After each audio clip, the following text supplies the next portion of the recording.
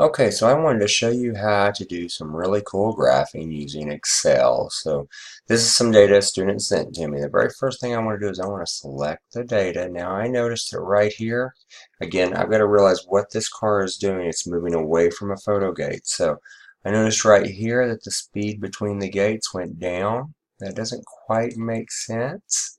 So I'm going to just select this right here because I just want to get it with it accelerating. And so I've got the time and the speed. Now I'm going to go over here to insert. I'm going to choose uh, insert line right there. I'm going to insert that line. I notice it gives me a couple of different graphs. So what I want to do is I want to look at this and notice that speed between gates. That's the one I want. I don't want time. So I'm going to delete that. So I'm hitting the delete button. And now I've got a nice, neat looking graph, but we're not done here. If we come over here and we select that, right click on it, and then, ooh, I guess that was left click. This is right click. I want to add a trend line.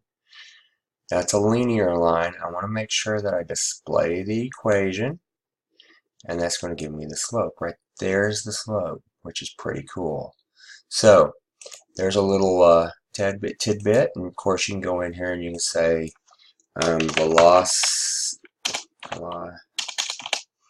velocity versus time. So to add axis labels, notice we're still in chart tools. So we're going to go over to design, add chart element, and then there's axis tables, primary and vertical. So we're going to do primary, and that's going to be time.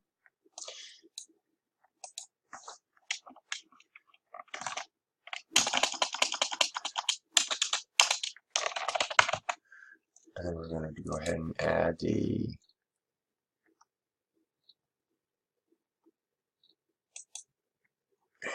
primary vertical, and that's going to be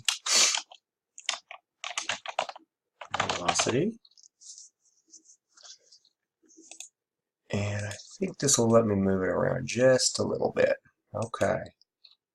So now it's ready to take and copy that into a Word document so that you can display it on your poster.